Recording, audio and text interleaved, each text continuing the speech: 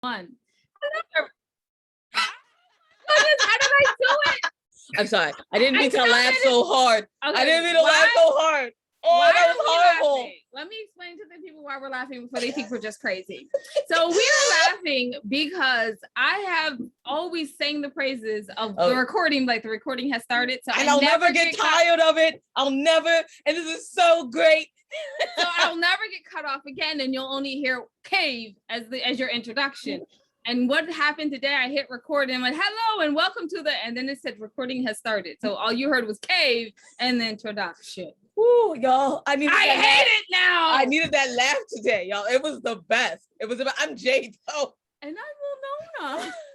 And welcome to the Woman's Cave. Not Cave, Woman's Cave. So good. Oh, I have been waiting for months for her to do that. I just want y'all to know. But that's one of the best things about being with your best friend is like you can wait for months for things to happen and you laugh and then you move on. You see how I'm ignoring her, right? I'm looking to the left. There's nothing. There is nothing over here. Some people listen to this on a podcast. I'm just like saying it. Oh, just true. FYI, Winona. Just FYI. So if you're listening to the podcast, I know you're gonna want to see my beautiful face. Look to the left. Oh my! And with that, we wrote literary life guides with high poetry. Oh. We have a serious guest today too. Oh my goodness! Oh, it's so sad. So the books are. Yeah. So literary life guides, pop poetry. I said that right. So and I thought the voice was bad with other life lessons, and I thought being grown up was easy if only I were me. A memoir in verse. Widow's Web, Widow's Dead, and Foreign Coffee, all available when you get your audiobooks. But my favorite book, that it's not an audiobook yet, but we're working on it. And I Thought I Did My Journey Alone. You can find that and all the other books on www.andithoughtLadies.com. That is so well and professionally done. I was trying to save it from the beginning of me just busting out laughing with a serious guest. Like, come on. I'm gonna follow that up with a professional, but you're not here to hear about. Oh, good gracious! You can't do it. You're here to hear about our wonderful guest. Wonderful guest. Would you like to introduce yourself? You bet. I am Amy Ferris, and I am so excited to be here, and I am thrilled to be here, and here I am. Okay, I'm a writer, I'm a screenwriter, I'm a playwright, I'm a journalist, I am a goddess, I am a warrior, I am a badass, I am... Okay, I need to be like you when I grow up. I want to be like you when I grow up.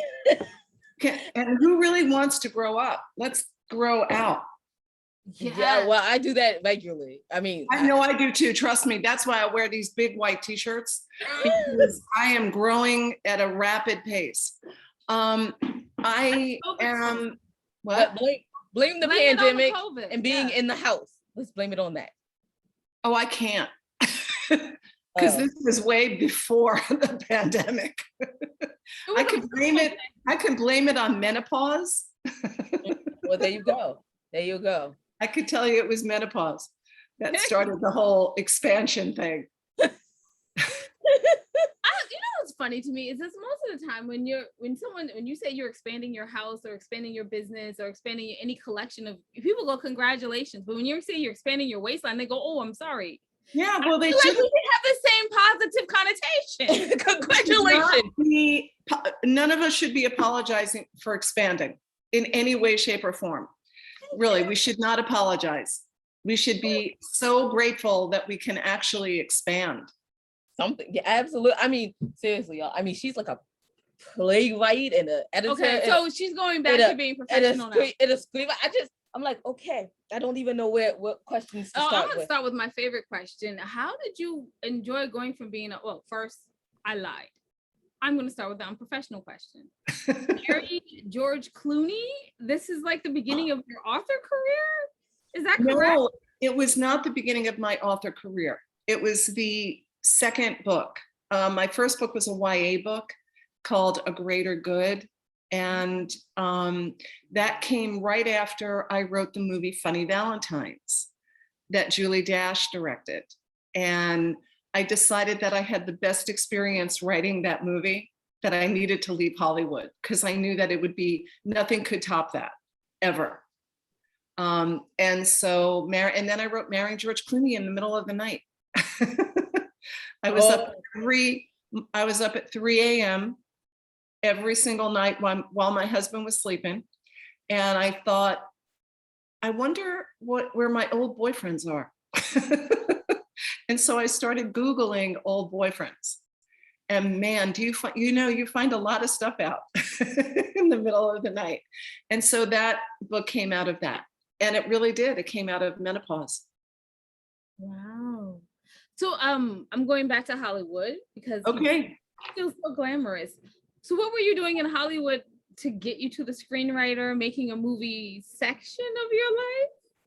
What was I doing? I had written a movie that got made. I had co-written a movie called Mr. Wonderful, and that got made in 1993. And that's where I met my husband.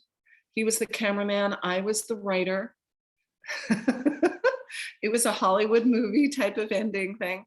And then from that, I did a lot of rewriting. And then Julie and Alfre Woodard read a script of mine and said, we have this movie that we have to get made.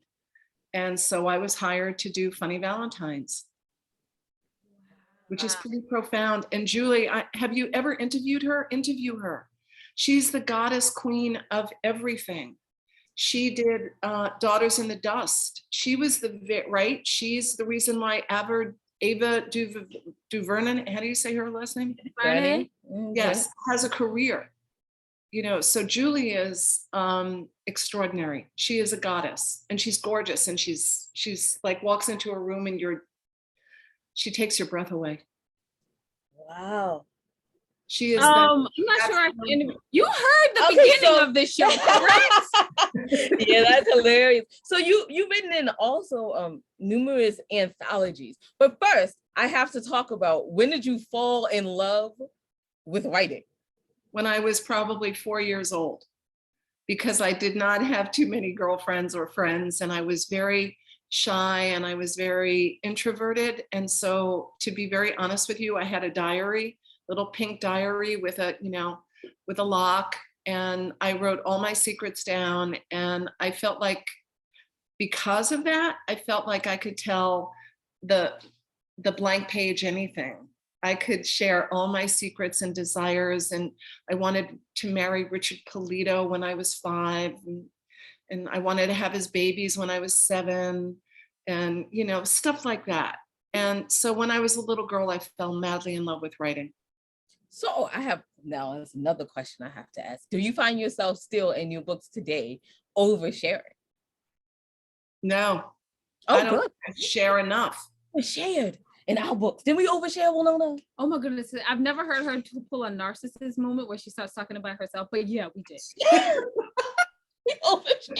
And then we're like, as we're listening to the audiobook, we're like, oh, well, that's out there now forever. Yep. No taking that. It's good it's out there forever. Yes. Because forever is never long enough, by the way. You got a whole lot more going there. But I don't know if you know this about me, but I dropped out of high school. Mm-hmm. And I never went to college. And I got my GED, and that was it. Wow. Yeah. Why don't I know that? I was thinking the same thing. I should have known that. I feel like I should have known that. And I don't even know what a follow-up to that is. Besides, wait, how'd you do that? So that career is so impressive. Apparently, you know how to forge your own path. What kept you going to forge your own path? Like, you dropped out of high school, but yet you're still this super successful, empowered woman. So how did you continue to have the resilience to just keep going? I'm going to tell you. Mm-hmm. Because I think that who I was in the world, I always knew who I was in the world, but I was really afraid to be in the world. So I think you all know this too, because when you write, there's an intimacy with you and that piece of paper or page or however. The two of you are best friends. So there's all of that. So for me, I always had a passion, and I always felt that I could have a voice in the world, and I didn't need to go to school to do that. I also made a lot of mistakes, and those mistakes became my mission. Everything that I did, can I say fuck on this? Yeah. It's your show. Okay. We're just here. Every fuck up that I made, every mistake I made, every bad date, every bad man I slept with, I turned all of that into knowing that I would be able to encourage and inspire somebody else. I know that. And so I think even when I was unconscious, even when I was fucking up and unconscious, I knew that someday I would use that to encourage another human being to get out of bed in the morning. Yeah. Wow. Okay. So see, purpose in life does work. Yes. Mine is on our end. We based our entire brand of and I thought on the fact that there's just there's so many mistakes out here to be made that it's better to have someone tell you ahead of time what mistakes they made and how it turned out. So and sometimes you make an informed decision. Sometimes you'll make the exact same mistake, but at least you know that you're not the only one in the world that did it. Exactly. Right? That is absolutely true. And you know something? Keep making mistakes. Oh, that's the other thing. I wouldn't suggest sleeping with the same bad guy, but I would. No. Unless you're married to him and you're happy. That's a possibility, right? Right there, you know, or sleep with the wrong woman, or, you know, whatever. Just, I think that my friend Beth always says turning misery into mission. And I always say turning my mistakes into mission. So it's the same thing, right? You know, how can we use everything that hurts us and everything that we do that fucks up everything and turn that into something to help another human being? Absolutely. So I'm gonna go with a cliche. Oh wait, Jay, yeah, I had another question about the anthologies that you've been in. How was it working with other authors? How was that? And would you encourage people to do that? Absolutely. You know, the queen of anthologies is a woman named Victoria Zackheim. She like puts subjects together that you don't even think about, you know, and she's pretty remarkable. And I think it's incredible to be in a collection of stories with other women. I do, because I think what you do learn being in a collection with other women is that your stories may be different, but there's the same fear, the same shit, the same worry, the same doubts, the same, you know, we can all look very different, but underneath all of that, we all have the same fear and worry and doubt and shame and guilt. We do. And so to be in a collection with other women who are sharing their stuff and you read it and go, wow, that's not me, but boy, do I get it. Absolutely. Absolutely. How was it going from, never mind. I'm going to say, going from what? I would skip that question altogether.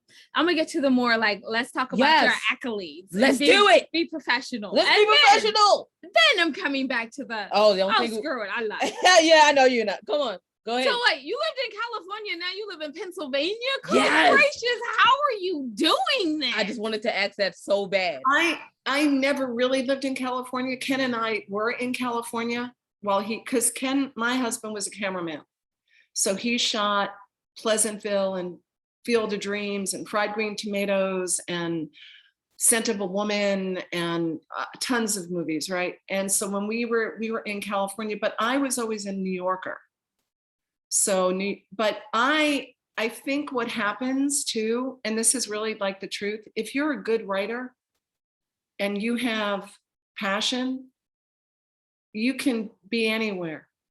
Exactly. And I think what's also happened too now with COVID, you know, we're all sitting at home talking like Brady Bunch boxes, right? Like Zoom has turned everything into what wasn't possible. Or people would say, no, you have to go to LA and meet with agents. No, you don't. You don't. You could have a Zoom meeting. You are crushing half of my travel year. I know you are. You are, but it's okay. You're crushing half of my travel. A third of our travel year was flying out to LA to meet with people. But I'm still doing. Why not? Really. But it's wonderful. Isn't it wonderful to be in a room but it's so gorgeous in LA all I was the like, I time. hated the That's meeting. why I wanted to say, that's what we were asking. We were like, from LA and the gorgeous weather. I mean, minus the traffic, y'all. Minus the traffic. Let me tell you, I left a car on the freeway because I knew that I could walk to where I was going a whole lot faster. I hate cars. So, to be on the 405. Oh, yeah. And you're there for like 100 hours to go for a half an hour meeting. Yes. Wait, when you get started and the sun hasn't come up yet because you have an interview at 8 a.m. But if you don't get to driving now, you can forget it. You're not going to make it. Why don't you ask 8 a.m. which day so that you can actually leave the day before to get there for the 8 a.m. Oh, no, I literally meant like we were at the hotel and we knew we were about an hour away, but we knew that the traffic would be 3 hours. Absolutely. Waiting. So we were up at 5:30 in the morning getting dressed, and we went to bed at 12:30 the night before. Right. Getting up. So where do you live? Where do you live? We're in Annapolis, Maryland. Okay, so you're like 6 hours from me. Yeah, we're not far, but the point was LA is so beautiful and the weather is so beautiful. And then I just think of upstate Pennsylvania and I go, why? It's so no, I know. We get, when we get snow, it's, that's. You don't get snow, you get buckets.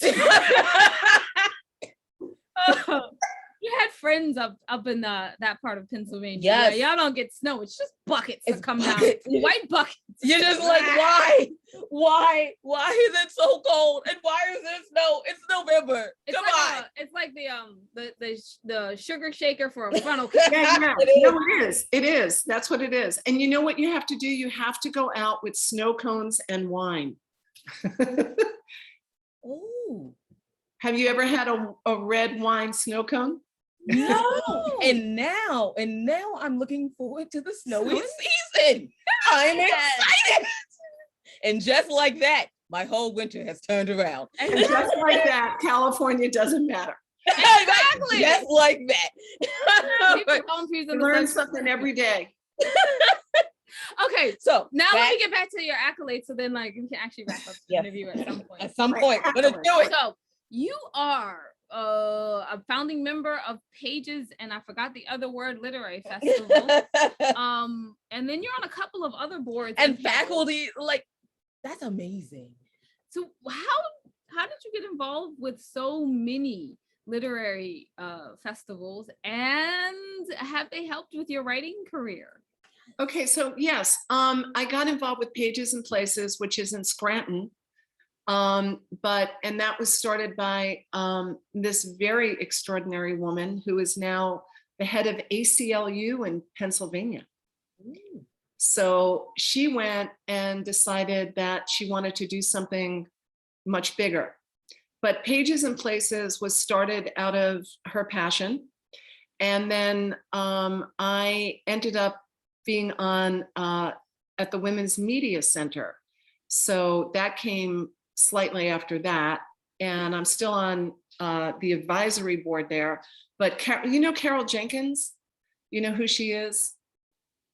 She was the first African-American to be a newscaster. She was on the NBC with Chuck Scarborough.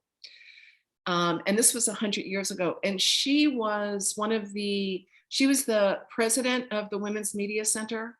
And this is a true story. I was in the middle of menopause. I was watching Charlie Rose and Jane Fonda was on, and she was talking about how they had just founded the Women's Media Center in New York. Gloria Steinem and Jane Fonda and Robin Morgan and Carol Jenkins. And I Googled Women's Media Center because I knew that I could Google it. And it had a phone number, and I called the next morning, and this woman answered. And I said, listen, it's either the Women's Media Center or the Women's Correctional Center, because I'm going fucking nuts. And she laughed and she said, come up here, we have much to do together. And it was Carol Jenkins who answered the phone, because we were all it was at the very beginning stages. And so she said, would you be willing to clean bathrooms? Would you be willing to make lunch? I said, I'll do anything. And so I was answering telephones and helping. And then we put together all of these wonderful events. But it started with me like being, oh my God, it's either the Women's Correctional Center or the Women's Media Center. Please pick one. And not the correctional one, please. Please, I don't want to. So you know what it is when you ask me, it's actually being bold. You know, it's like, what's the worst someone's going to say to me? No. I've heard no so many fucking times. So I think if we're all a little bit dyslexic, we hear on, we don't hear no. So, and so I was on that, you know, got involved with that, and then, you know, helped create a literary festival here in Milford. And that is now going on 6 years. And now I'm the co-executive director of the Story Summit Writers School, which is phenomenal. So there's all those things. Oh, you forgot the faculty board of the San Miguel something or another. Oh, yes, I was on that. I was on San Miguel. I'm now on Kauai. But it's all about being a part of writing communities. It is. And I think what happens is, you know, that you get to know people and then they really like you, or, you know, they recommend you. And it's really neat. It's good. Wait, so where can people find out? Can we ask one question before we ask this one? Okay. Thank you. So I found you on a panel with the lady who was writing for Friends. Marta Kaufman. Yes. So has that panel happened yet? The panel with Marta? Yes. Marta she and I did a Q&A on Next Tribe. There it is. Yes. And it was going to happen. I'm so sorry. I brought it up so you could like promote it. Marta is my miraculous friend. She is my miraculous friend. And that was why we did the interview on Next Tribe. And you would love her. She would love you guys. Can I connect you? Absolutely. Yes. I mean, we are more than happy to be connected with people, as our fans know, because they seen us at some very strange places, but they emailed us and said, why don't you come on out? And we said, of course we will. Like self. Well, here's the thing. We arrived. Marta co-created Friends, and she just last Friday finished Grace and Frankie. The series ended last Friday, or it finished. Oh, good. I'm gonna watch the whole thing now. I know. Well, it'll be on, I think in April is when it's coming up. But she directed. Now, knowing that it ends means I can start it. I don't watch things and I'm in the middle and I'll be like, what happens next? So she and I did the interview on Next Tribe because it was all about Friends. And so we did an interview together. And she's wacky, wonderful, gorgeous, amazing. She's spectacular human. I love her to pieces. I love her to wholeness. Right. And as Deborah Engel would say, I love you to wholeness. It is. Oh my goodness. So now I have to ask the question, where can people find out more about your books and what you have going on? What I have going on right now is that I am the co-director of the Story Summit Writers School, which is pretty phenomenal. And it was born out of COVID because Story Summit was started by David Kirkpatrick, who was the president of Paramount Pictures and Disney. And his passion is the written word. And so what he wanted to do was create an environment, and it was actually on site. It was in person, where people came together, and he brought all of these incredible writers and directors and authors to mentor young writers. That was his passion. And I was fortunate enough 2 years ago for him to get in touch with me and say, would you come on board? And then COVID happened. And so he said, I have an idea. And so Deborah Engel, she's phenomenal. She is phenomenal. She and I are now the co-directors of the Story Summit Writers School. And it's amazing. We are doing, for the year of 2022, we're doing the year of memoir. And every week for 2 hours, we are going to be teaching and writing and bringing on special authors and memoirists like Gina Frangillo and Julie Barton, Peter Staley, whose new book just came out and it's exploding. And we're bringing in agents and publishers. And so 50 weeks, 2 hours a week, and it's about making a commitment to you writing your memoir. Wow. Yes. And that's huge. That is huge, y'all. I'm looking forward to mine is already written. And it's under a publishing contract. Otherwise, I'd show up. I'm gonna show up anyway, because why not? But y'all, I'm not writing my memoir. To everyone out there, we are so looking forward to reading y'all's memoirs because we know you're gonna jump on those classes and write your memoirs in 50. Oh, it's incredible. It really is. And there's so many incredible stories to be told, right? Exactly. You know, Absolutely. each one of us has something that we have to write. Mm-hmm. We have to get it out of our body and onto the page and out into the world. So like I always say, for every memoir written that someone reads is one less mistake they have to make. I love that. Oh my God, that's gorgeous. That one will Nona because she's a poet, right? We write poetry. But yeah, where can people find your books? They could find them on Amazon. They could find them, really, they can. They could find Marrying George Clooney on Amazon, or Shades of Blue, or my little parody, A is for Ambien, which is all about the pharmaceutical fucked up craziness. Yeah, you could find everything on Amazon or, Indie or Barnes and Noble. Yeah. Thank you so much for coming on today and being amazing. Oh my word. Oh my God, you two are so gorgeous. All right, so I guess I'll go ahead and wrap us up. So nice. I know, right? I know. Gorgeous. I was like, yes. I saw the picture. I saw the picture. I saw it. I saw the pre-show picture. Yeah. Oh, that's hilarious. I'll go ahead and wrap us up. You can find out everything your ladies are doing on www.andithoughladies.com. While you're there, go to the middle of the page and see the charities that we probably support. Maybe you can support them also. We thank you in advance for that. And just remember, y'all, wisdom is all around you if you're open to finding it and accepting it. So peace and love, you guys, from Winona and Jay. Bye-bye. Oh yeah, thanks for listening.